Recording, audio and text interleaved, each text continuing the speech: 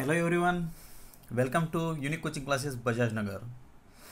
So in the previous lecture we have seen the first passage of our second lesson, the thief story. So today we will go further. So you can just open the page number 9.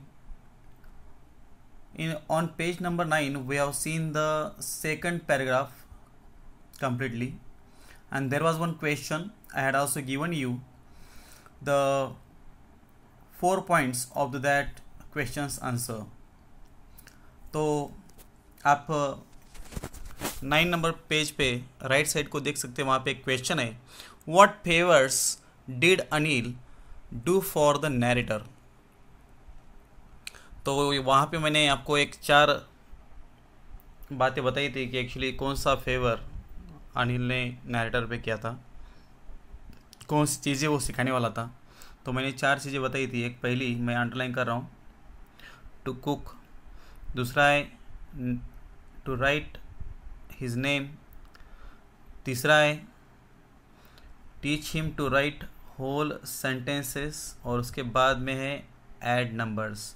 ये 4 बातें वो करने वाला था उसके favour में. सो पहला है कुकिंग सिखाने वाला था. दूसरा है एक पूरा उसका नाम है जो लिखने के लिए वो सिखाने वाला था. और तीसरा है पूरा सेंटेंस कैसे लिखते हैं वो सिखाने वाला था. और चौथा है एडिशन मीन्स मैथमेटिक्स सिखाने वाला था. तो उसके बाद में हम देखते हैं, उसके बाद में का जो पैसेज है हम आज शुरुआत करते हैं इसे. तो आज जो सेकंड पैसेज है इस लेसन का वो आज हम देखेंगे, और थर्ड पैसेज इसके आगे के लेक्चर में देखेंगे. तो चलिए हम चलते हैं एक नेक्स्ट पैराग्राफ के साथ. तो चलिए मैं अंडरलाइन करता हूँ नेक्स्ट जो पैराग्राफ है वहाँ पे. सो मैं पढ़ता हूँ पहले, फिर बाद में इसका एक्सप्लेनेशन लेंगे. It was quite pleasant working for Anil. So Anil के लिए काम करके हरी को बहुत ही अच्छा लगता था. I made the tea in the morning and then would take my time buying the day's supplies, usually making a profit of about ₹1 a day. तो यहाँ पे जो हरी सिंह है उसने कहा actually I made the tea in the morning. So I made the tea in the morning. सवेरे क्या काम करता था? So actually in the morning he was making tea for Anil. Then he would take his time buying days supplies. दिन में जो भी लगता है, सम लाइक वी से घर में क्या क्या लगता है, वेजिटेबल्स होते हैं, दाल लगती है, cereals, this all the things are there, whatever the things are there. So he was just buying those all the things for Anil. Third, sorry, we can call it usually making a profit of about ₹1 a day. So we can see here still he did not leave his practice to deceit, to steal money from somebody else. So यहाँ पे वो cheating कर रहा है, यहाँ पे उसने cheating करनी छोड़ी नहीं है. जहाँ पे इन्होंने कह दिया है कि एक्चुअली कि usually making a profit of about ₹1 a day. दिन में ₹1 वो बचाता था उसमें, जो भी लाइक वे से चीज़ें लानी थी, और उस चीज़ें लाने के लिए जो पैसे उसे मिलते थे उसमें का ₹1 वो बाकी बाजू में रख देता था, और वो उसके लिए रखता था सही में. सो एक्चुअली यहाँ पे क्वेश्चन है राइट साइड में, what proves that the narrator still practised deceit. ऐसा कौन सा प्रूफ है, यहाँ पे प्रूफ दिया है जो बताता है कि हरी सिंह जो नैरेटर है उसने अभी भी धोखेबाजी की जो प्रैक्टिस है वो छोड़ी नहीं. So actually definitely this thing is there which can be answer for this question. अभी मैंने आपको बताया, usually making a profit of about ₹1 a day.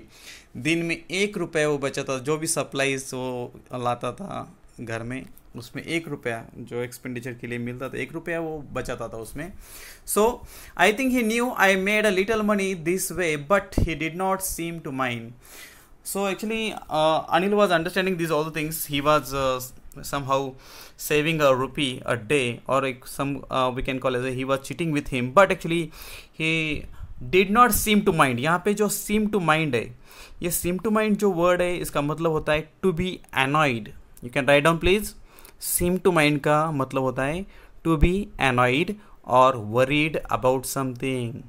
worried about something. So actually Anil was not worried about this all the things. Okay, उसे कुछ भी नहीं लगता था इस बारे में. सो उसे जानता था, समझता था, मगर एक्चुअली वो कुछ बोलता नहीं था.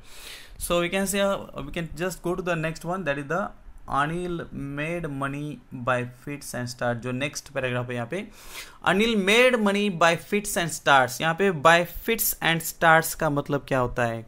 इसका मतलब होता है in short irregular intervals. You can write down please. In short irregular intervals means actually fixed salary was not there, so you can call as a irregular burst of activity. जो एक्टिविटी वो करता था उसके हिसाब से उसे salary मिलती थी, मीन्स फिक्स्ड सैलरी नहीं थी, तो कभी कभार अनियमित रूप से उसे पैसे मिलते थे. So will see the next line, he would borrow 1 week lend the next. किसी दोस्त से वो पैसे एक वीक में बोरो करता था, लाता था, और दूसरे वीक में वो देता था. ऐसा कुछ तो भी उसका काम चालू था. Means actually he was not having a fixed salary, so defined call as a he had to borrow money and lend to someone else. Yes, so he kept worrying about his next check, but as soon as it arrived he would go out and celebrate. So whenever he was getting a next check, so actually before that he was worrying about that thing. जब तक check नहीं मिलता था वो सरी like continuously he was thinking about it, वो चिंता में रहता था. मगर एक्चुअली जब भी उसे चेक मिलता था, as soon as it arrived he would go out and celebrate. So जब भी उसे चेक मिलता था, so actually he would go out of the house and then celebrate for getting money. Okay, so we can see it seems he wrote for magazines a queer way to make living. So यहाँ पे narrator कह रहे हैं कि actually it seems, ऐसा लगता था कि ही रोट फॉर मैगजीन्स. जो मैगजीन्स होते हैं, मैगजीन्स के लिए वो लिखता था, राइटिंग का काम करता था, एक ऑथर का काम करता था. तो जो वहाँ पे जो आर्टिकल्स रहते थे वो आर्टिकल्स लिखने का काम करता था. So actually as per the view of Hari Singh, it was a queer way to make a living. Queer means what? You can write down please. Queer means strange and make a living. Make a living का मतलब होता है to earn money to support one self. Underline कर देता हूँ मैं यहाँ पे मेक अ लिविंग का मतलब होता है yes to earn money to support one self. Okay, तो पैसे कमाने के लिए उसका एक ही सोर्स था, टू राइट फॉर मैगजीन्स. तो आर्टिकल्स वहाँ पे लिखता था और कभी कभार पैसे उसे मिलते थे. So will go to the next one. One evening, he came home with a small bundle of notes, saying he had just sold a book to a publisher. So actually, one evening, what happened? He came with a bundle of notes, a small bundle of notes. उसके साथ एक notes का, पैसों का एक bundle था, और उसने कहा he had just sold a book to a publisher. एक पब्लिशर को उसने एक किताब बेच दी. उसने जो लिखी थी वो किताब उसने बेच दी, इसलिए उसे पैसे मिले थे. At night I saw him tuck the money under the mattress. Okay, so रात में क्या हरी सिंह ने, नैरेटर ने देखा, he saw him tuck the money. Tuck means what? Tuck का मतलब होता है to push into a small space, और इसे आप ये भी कह सकते हैं टू पुट और to keep money to a safe और कन्वीनियंट प्लेस. ओके, तो ये एक काम उसने किया था कि जो भी पैसे मिले थे वो उसने मैट्रेस के नीचे, गद्दे के नीचे रख दिए थे. ओके, तो अगला पैराग्राफ है, आई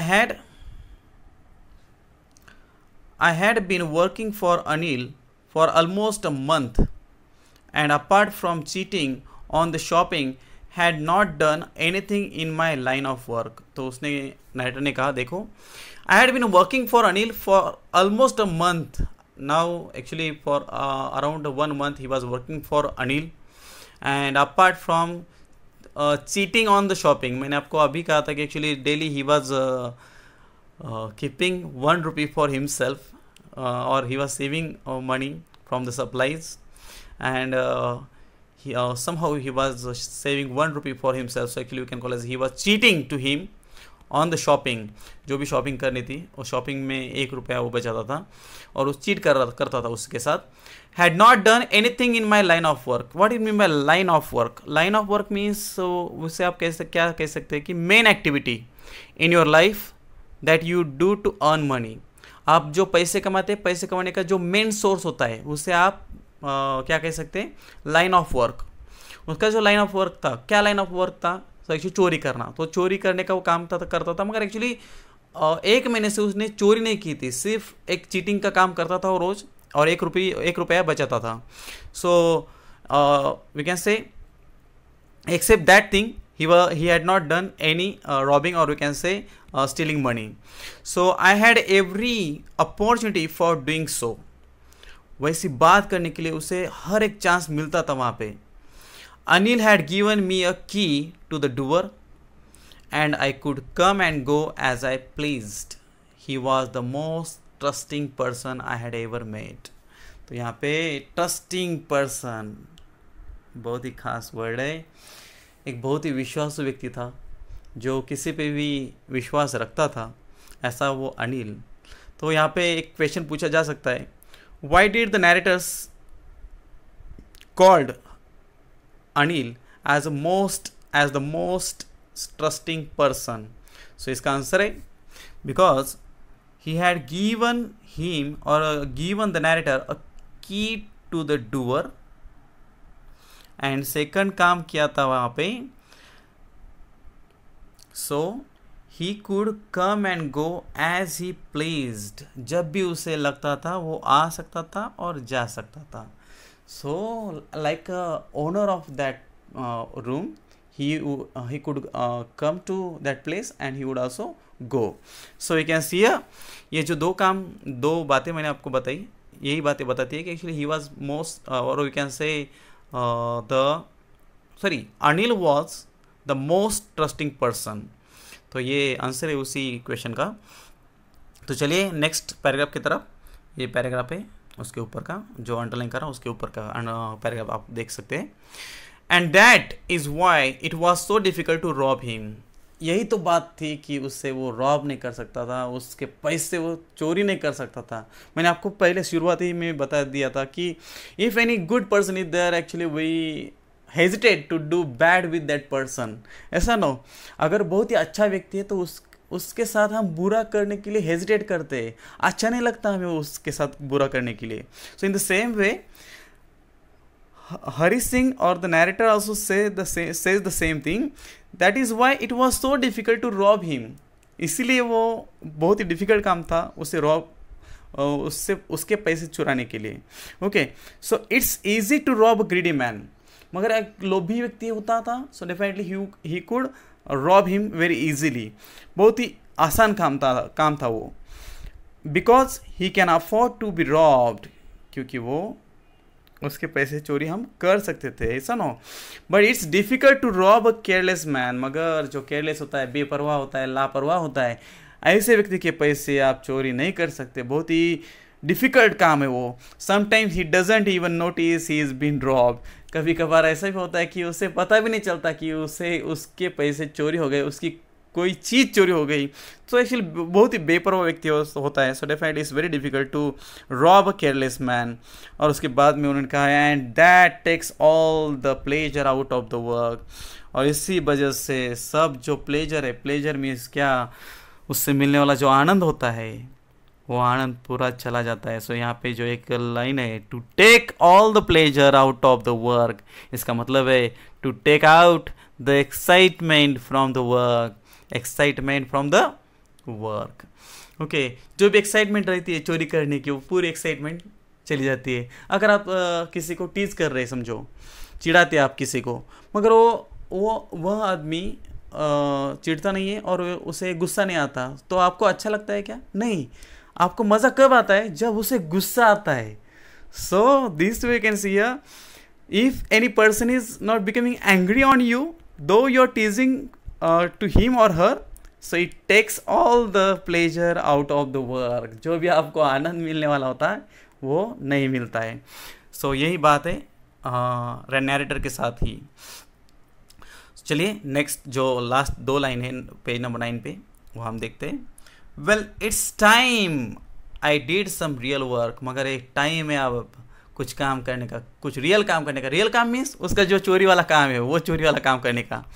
आई told my self I am out of practice and if I don't take the money. Okay, यहाँ पे एक फ्रेज है out of practice. Out of practice का मतलब होता है rusty, means do not have perform an activity for a long time.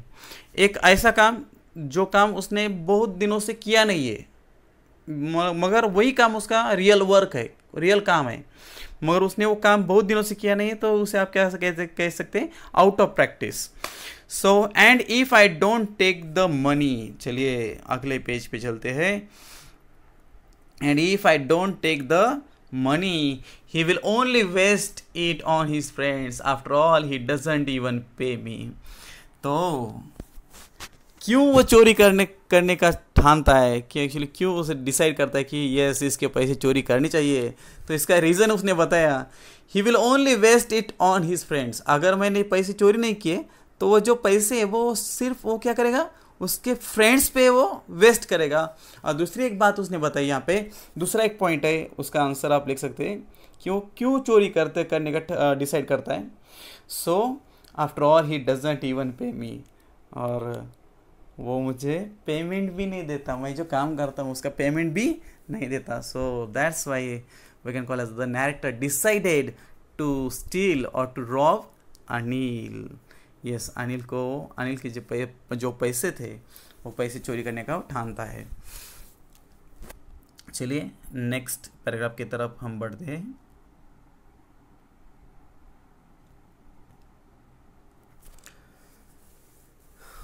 Yes, Anil was asleep, Anil बहुत ही अच्छी तरह से सो गया था।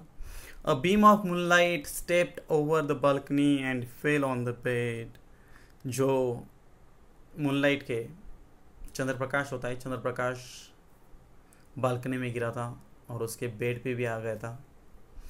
आई सैट अप, यही जो सेंटेंस है इसे आप सिंपल सेंटेंस बना सकते हैं। Beam of moonlight stepped over the balcony and fell on the bed.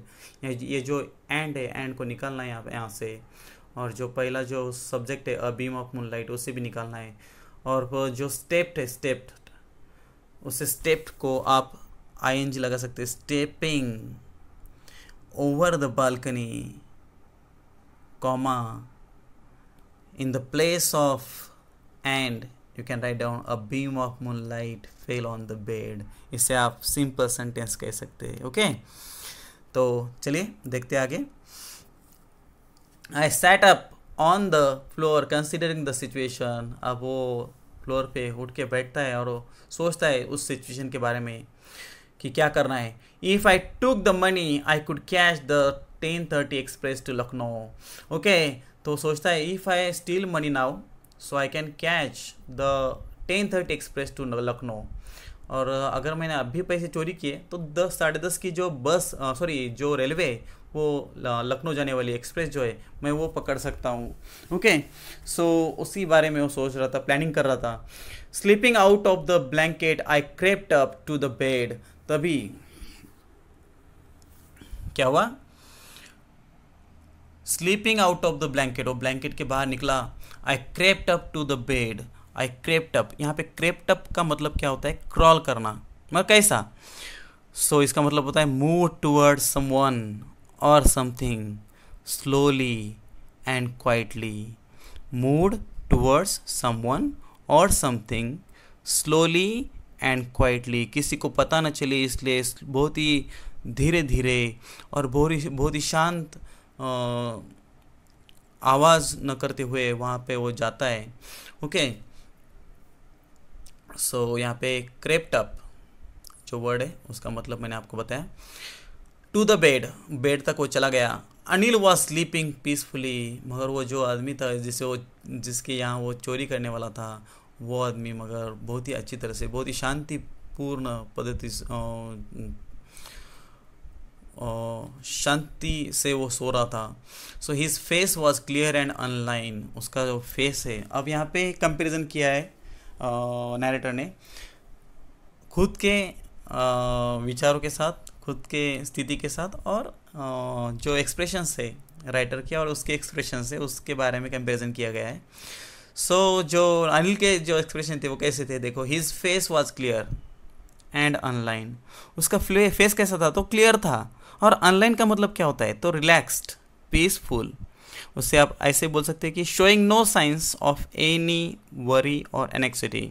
तो यहाँ पे आप लिख सकते हैं अनलाइन मीन्स व्हाट, अनलाइन का मतलब होता है showing no signs of any worry और एनेक्सिटी, मीन्स किसी भी बात की चिंता या दुख, किसी कौन सी भी एक ऐसी विचार उसके फेस पे नहीं दिखते थे।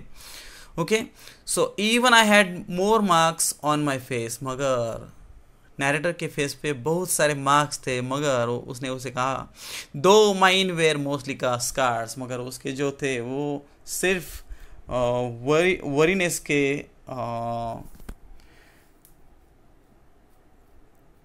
ये नहीं थे, मार्क्स नहीं थे, मगर मोस्टली जो थे वो क्या थे, वो स्कार्स थे। स्कार मीन्स व्हाट, उससे आप कह सकते कि जो मार्क्स होते, जो अगर आपको वुंड होती है तो उनके आप बाद में जो जो मार्क होता है वहाँ पे, जो वो वुंड अच्छी तरह से भर जाती है, उसके बाद में जो एक वहाँ पे एक चट्टा रह जाता है, सो उसे आप क्या कह सकते हैं, स्कार्स। तो उसके चेहरे पे ज़्यादा तो स्कार्स थे और बहुत ही चिंतित था, टेंशन में था। So definitely he had to steal the money, so he was very worried at that time, but actually Anil was very relaxed, very peaceful.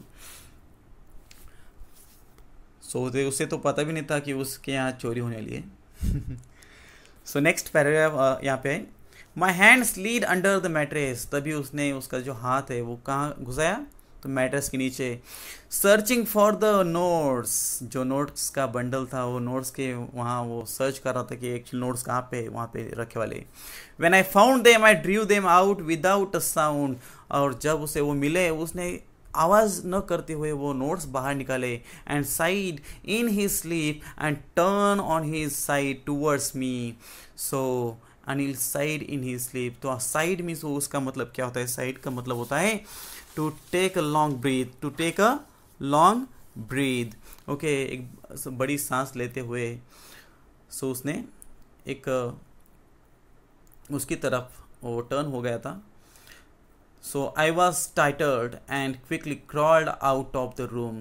तभी स्टार्टल्ड का मतलब होता है सरप्राइज्ड और शॉक्ड, उससे क्या कह सकते हैं आप, शॉक कह सकते हैं, फीलिंग और we can say showing sudden shock. Okay, so quickly crawled out of the room, तभी वो वहाँ से रेंगते हुए बाहर, रूम के बाहर चला गया। So this was this passage. उसके बाद में हम जाते हैं नेक्स्ट पैराग्राफ की तरफ। When I was on the road I began to run, so when he was on the road he began to run, जब भी वो रोड पे आया वो भागने लगा। सो यहाँ पे जो सेंटेंस है when I was on the road I began to run, so ये सेंटेंस आप एज सुन एज के हिसाब से भी कर सकते हैं और नो सूनर देन भी ले सकते हैं सेंटेंस के पहले। आप ऐसा कर सकते हैं, as soon as I was on the road I began to run, no sooner was I on the road then I began to run. ऐसे आप सेंटेंस उसे बदल सकते हैं, एक मार्क के लिए सेंटेंस आ सकता है। So I had the notes at my waist held there by the string of my pyjamas, so उसके जो पायजामे की जो नाड़ा रहता है, स्ट्रिंग रहती है, उसी के साथ उसने वो नोट्स जोड़ के रखे थे उसके वेस्ट के यहाँ कमर के पास। Okay, I slowed down to a walk and counted the notes 600 rupees in 50s। तो बहुत आगे जाने के बाद वो थोड़ा सा स्लो हो गया, चलने लगा, और चलते चलते उसने नोट्स काउंट किए। तो कितने रुपए थे, तो 600 रुपये थे, और नोट्स कौन से थे, तो 50 के नोट्स थे। 600 रुपये मीन्स 12 नोट वहाँ पे उस बंडल में होंगे। तो ऐसे 600 रुपये उसने चुराए थे वहाँ से। तो देखिए, I could live like an oil-rich Arab for a week or two. So actually, with the help of these 600 rupees, what would he do? So उसने कहा I could live like an oil-rich Arab for a week or two. एक और 2 हफ्तों के लिए वो क्या कर सकता था, एक ऑयल रिच अरब जो अरेबियन पीपल रहते हैं, आप जानते हैं कि वहाँ पे ऑयल का बहुत ही बड़ा बिजनेस है। तो ऑयल बेच के बहुत ही अमीर लोग वहाँ पे हो गए। सो एक अरेबियन की तरह वो लाइफ जी सकता था 1 और 2 हफ्तों के लिए 600 रुपये से। ओके, सो चलिए आज का हम लास्ट का पैराग्राफ देखने जा रहे हैं, जो इस सेकंड पैसेज का लास्ट का पैराग्राफ होगा। और तीसरा पैराग्राफ, जो तीसरा पैसेज है वो हम कल देखेंगे। When I reached the station, I did not stop at the ticket office. I had never bought a ticket in my life. अब ये तो चोर है। So when he reached to the station, he did not stop at the ticket office. वो ticket office के पास नहीं रुका, तो डायरेक्टली वो कहाँ गया? ट्रेन की तरफ गया। सो एक्चुअली जो प्लेटफॉर्म होता है, प्लेटफॉर्म की तरफ गया। क्यों? कि एक्चुअली चोर है। So he said that I had never bought a ticket in my life. उसके लाइफ में उसने कभी भी टिकट नहीं खरीदा था। एक चोर क्या ओके दूसरों की चोरी कर सकता है, तो सरकार के पैसे नहीं ये डुबा सकता क्या? So but dashed straight to the platform. Dashed का मतलब क्या होता है? तो डैश्ड का मतलब होता है रैन टूवर्ड्स। उसका मतलब और भी हो सकता है रस्ट, मूड, हेस्टिली। ओके, ये ऐसे 2-3 उसके मीनिंग हो सकते हैं। तो हेलो, ये जो मैं ग्लॉसरी बोल रहा हूँ सिखाते सिखाते, वो लिख के लीजिए, क्योंकि हाफ मार्क के लिए वो पूछा जा सकता है एक क्वेश्चन। ओके, हाफ मार्क के लिए एक सिनोनिम्स आपको पूछे जा सकते हैं, यस, और 1 वर्ड सब्स्टिट्यूशन। तो देखिए, dashed straight to the platform, the Lucknow express was just moving out. तभी जो लखनऊ एक्सप्रेस थी वो वहाँ से निकल रही थी। मूविंग आउट मीन्स वो जा रही थी। So the train had still to pick up speed, मगर ट्रेन ने उतनी स्पीड नहीं ली थी, अभी जस्ट निकली थी। I should have been able to jump into one of the carriages. जो कैरेज मीन्स एक्चुअली जो अपार्टमेंट होता है, जो अपार्टमेंट में एक जो डब्बा रहता है, वो डब्बे में वो घुस सकता था, वहाँ पे एक जंप कर सकता था, ऐसी उसकी स्पीड थी। मगर बट आई हेजिटेटेड, तभी वो क्या हो गया? हेजिटेट हो गया। हेजिटेट मीन्स क्या? हेजिटेट का मतलब होता है वॉज रिलक्टेंट। ओके, उसे अच्छा महसूस नहीं हो रहा था, थोड़ा सा हेजिटेट हो रहा था। For some reason I can't explain, वो एक्सप्लेन नहीं कर सकता वो सिचुएशन, क्यों रुक गया था वो। And I lost the chance to get away, तभी उसे वो जो चांस था, वो अपॉर्चुनिटी थी भाग जाने के लिए, वो उसने छोड़ दी। वो छोड़ दी, क्यों छोड़ दी वो उसे पता नहीं है। Definitely I think so because of the behaviour of Anil. Actually anyone or any person can't do bad with the person who is good with anyone. Okay, जो अच्छा व्यक्ति होता है उसके साथ कोई भी बुरा नहीं कर सकता। तो यही आई थिंक सो रीज़न इसके पीछे होगा। अब जो रिमेनिंग थर्ड पैसेज है, जो लास्ट पैसेज है इस लेसन का, वो हम अगले वीडियो में हम देखेंगे। Thank you very much, bye. Please subscribe my YouTube channel Learn with Praveen and click the bell icon. Thank you very much.